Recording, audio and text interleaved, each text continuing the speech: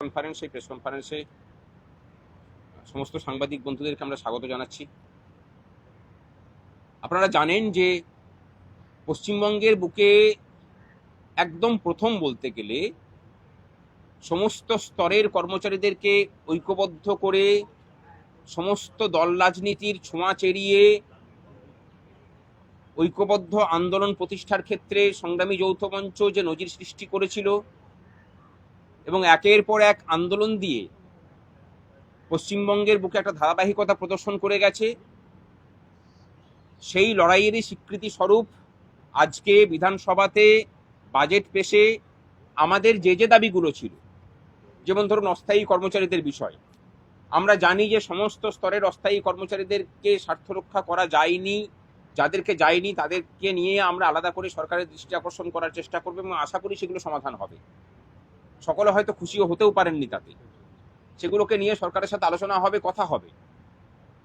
শূন্য পদে নিয়োগের যে বিষয়টা, আমরাই হয়তো প্রথম পশ্চিমবঙ্গের বুকে এইভাবে মানুষকে সচেতন করেছিলাম যে 6 লক্ষ শূন্য পদ আছে, সেখানে নিয়োগ না হলে পরে রাজ্যটা বৃদ্ধাশ্রম হয়ে পড়ছে। সেই জায়গা থেকে 50,000 নিয়োগের ঘোষণা হয়েছে। মুখ্যমন্ত্রী আমাদেরকে বলেও ছিলেন যে 50,000 স্থায়ী নিয়োগ করা হবে, স্থায়ী পদে, এবং সেই নিয়োগের ক্ষেত্রে কোনো রকম কোনো দুর্নীতি যাতে না ঘটে আমরা সেটা দেখব।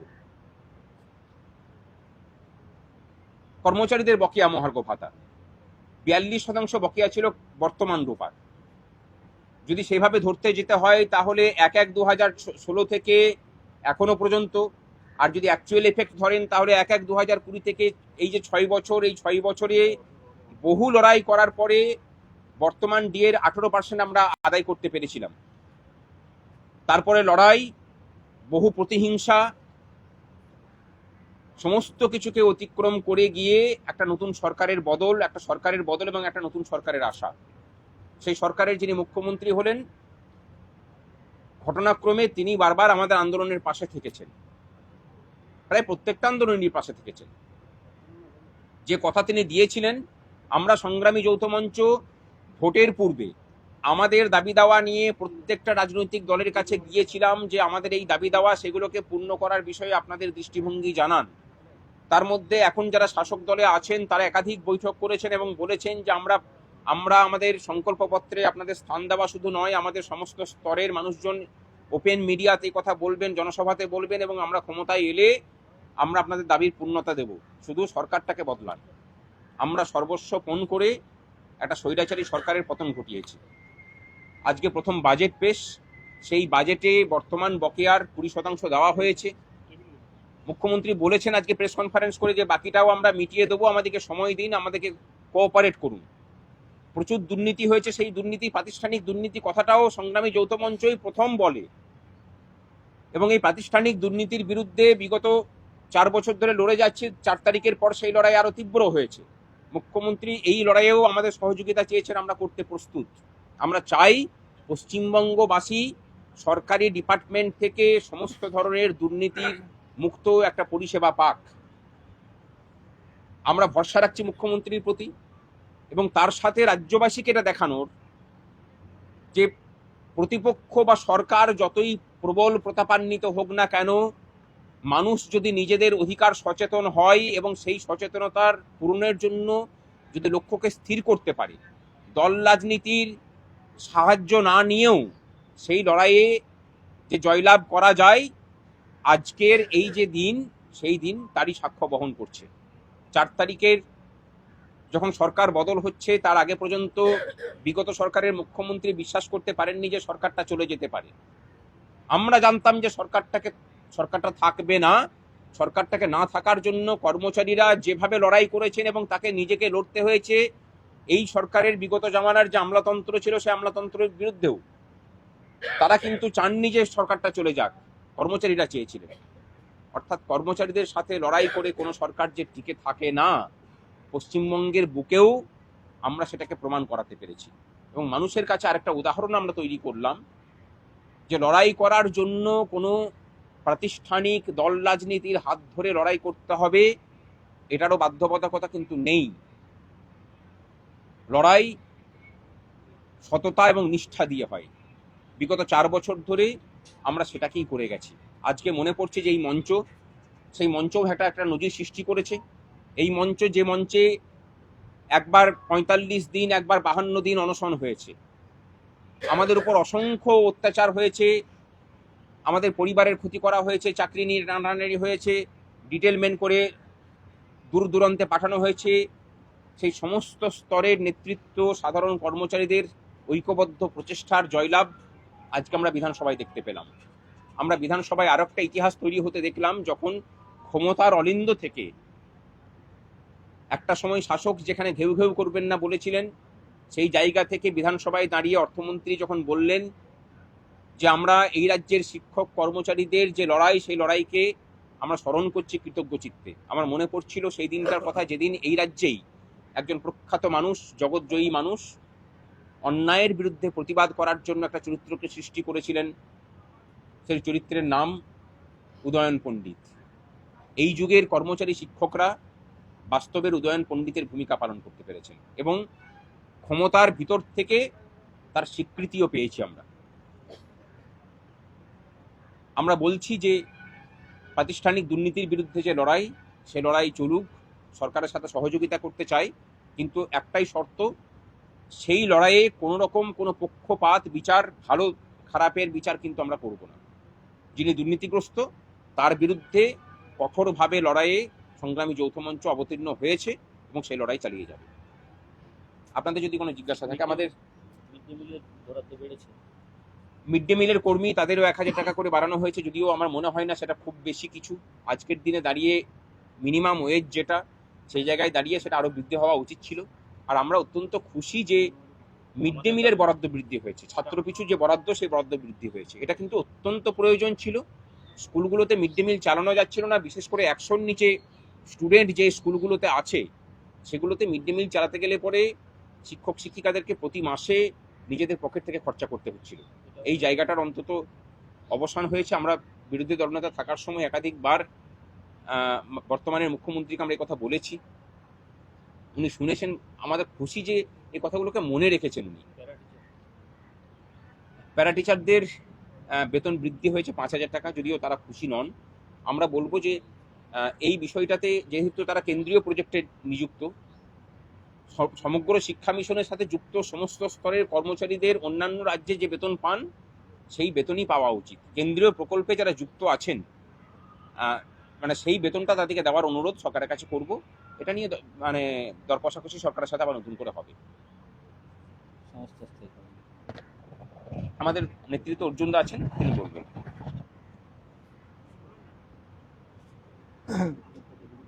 সংগ্রামী যৌথ মঞ্চ তার ৪ বছরের নজিরবিহীন লড়াইয়ের মধ্যে দিয়ে দেখিয়ে দিল যে দলমত নির্বিশেষে সরকারি কর্মচারী শিক্ষকদের ঐক্য শেষ অবধি জয়যুক্ত হয়। ২০% এটা একটা বড় অঙ্ক নিঃসন্দেহে, তবে সেটা অক্টোবর না হয়ে জুলাই থেকে হলেই হয়তোবা আমরা আরও বেশি খুশি হতাম। কিন্তু আমাদের লড়াই এটা দেখিয়ে দিয়েছে যে বিগত সরকার যেরকম কোনো অর্থেই মহার্ঘ ভাতা প্রদানের ক্ষেত্রে কোনো পদক্ষেপ গ্রহণ করত না, কিন্তু এই সরকার আমাদের লড়াইকে স্বীকৃতি দিয়ে তারা এই ২০% মহার্ঘ ভাতা ঘোষণা করেছে। তবে আমাদের সংগ্রামী যৌথ মঞ্চের দাবি ছিল এআইসিপিআই অনুযায়ী সমস্ত বকেয়া মহার্ঘ ভাতা মিটিয়ে দেওয়ার। তো এই ২০% কিন্তু এআইসিপিআই অনুযায়ী হয়নি। আমরা আশা রাখবো যে ভবিষ্যতে এই সরকার এআইসিপিআই অনুযায়ী আমাদের বকেয়া মহার্ঘ ভাতাগুলো মিটিয়ে দেবেন এবং ষষ্ঠ বেতন কমিশনের যে বকেয়া রয়েছে, সুপ্রিম কোর্টের রায় অনুযায়ী ৮ থেকে ১৯-এর যে বকেয়া, সে বকেয়াও এই সরকার মিটিয়ে দেবেন বলেই আমরা সরকারের কাছে দাবি রাখছি। এবং তার সাথে সাথে এটাও বলার যে অনিয়মিত কর্মচারীরা দুটি উদাহরণ দেব। জল জীবন মিশনের যে পাম্প ভালভ অপারেটররা রয়েছে এবং যারা জলসম্পদ দপ্তরে অত্যন্ত উচ্চ মেধার এবং যাদের মাস্টার ডিগ্রি রয়েছে, এরকম যারা ল্যাবরেটরি অ্যাসিস্ট্যান্ট রয়েছে, তাদের বেতন বৃদ্ধি এবং পশ্চিমবঙ্গের বিভিন্ন হাসপাতালগুলোতে যে কন্ট্রাকচুয়াল লিফটম্যানরা রয়েছে, এই যাদের বললাম তারা সকলেই ঠিকা ভিত্তিতে নিয়োজিত, তাদের বেতন বৃদ্ধি, সমকাজে সমবেতনের যে প্রতিশ্রুতি সরকার দিয়েছেন বা ক্ষমতায় আসার আগে তারা যে বিরোধী দল হিসাবে যে প্রতিশ্রুতি দিয়েছিলেন, আমরা আশা করব তারা সেই প্রতিশ্রুতি রক্ষা করবে। প্রতিশ্রুতি যদি রক্ষিত হয় তাহলে ছায়ার সঙ্গে লড়াই করে কেউ গাত্রে ব্যথা করে না, কিন্তু প্রতিশ্রুতি যদি রক্ষিত না হয়, সংগ্রামী যৌথ মঞ্চ যে লড়াই শুরু করেছে সেই লড়াইয়ের ধারাবাহিকতা সে বজায় রাখে। ধন্যবাদ। আপনাদের কিছু যদি প্রশ্ন থাকে, গ্রান্টিং এর কথা আমরা মনে করি যে এটা তুলনা করতে হবে যে 10 মানে 2016 বা 2019 থেকেও যদি আমি ধরি, রোপার পর থেকে 72 মানে 6 বছর 6 মাস মানে 78 মাসে যেখানে 18% ডিএ বৃদ্ধি হয়েছে, সেখানে এই 44 দিনে সরকার শপথ গ্রহণ করার পরে 44 দিনের মধ্যে যে 20% দিয়ে ঘোষণা করেছে, সেইটা আমরা আমাদের কর্মচারীর কাছে একটা সম্মানজনক মনে করি। এবং এই 20% একসঙ্গে দিয়ে ঘোষণা আমার মনে হয় এই রাজ্যের ইতিহাসে একটা ঐতিহাসিক ব্যাপার।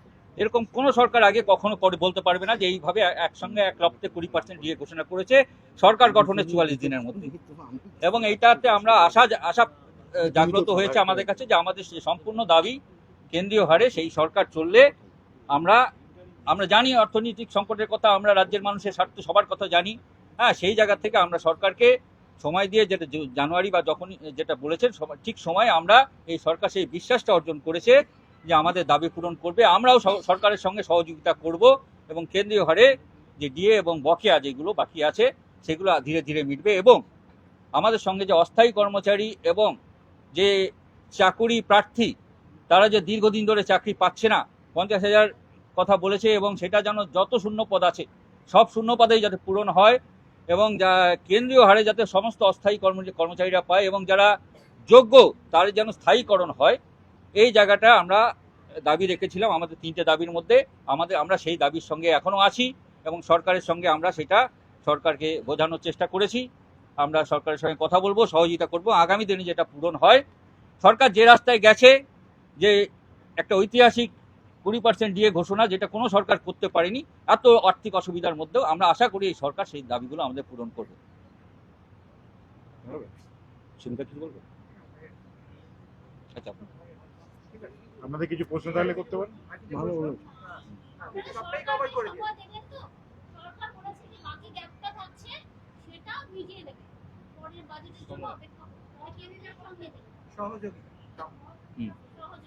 পরের বার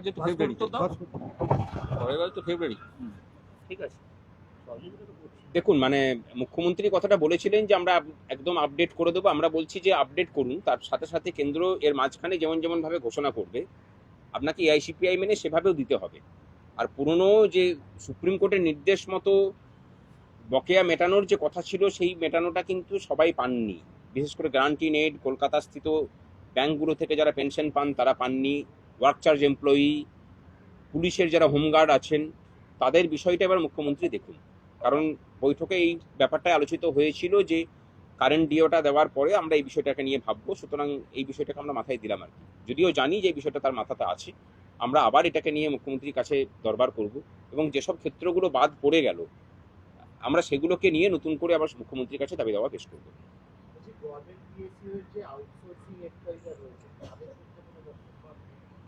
হ্যাঁ, আমরা দেখুন, মানে আমরা প্রত্যেকের স্বার্থগুলোকেই সুরক্ষিত করার জন্য লড়াইটা কিন্তু করছি। আমরা পৃথকভাবে আর আলাদা করে নাম করছি না। যেমন ধরুন খাদি বোর্ড আছে, মানে এরকম প্রচুর সেক্টর আছে, আমরা সেগুলোকে নাম করছি না কারণ তারা সকলেই আমাদের সাথে যুক্ত হয়ে আছেন। আমি একটা নাম করলাম, একটা নাম বাদ পড়ে গেল, এটা তো অসুবিধা হয়। প্রত্যেকের যা দাবি আছে সেই সমস্তগুলোকেই মেটানোর জন্য সংগ্রামী যৌথ মঞ্চ সকলের হয়ে লড়াই করছে, সেই সকলের হয়ে লড়াইটা চালিয়ে যাবে।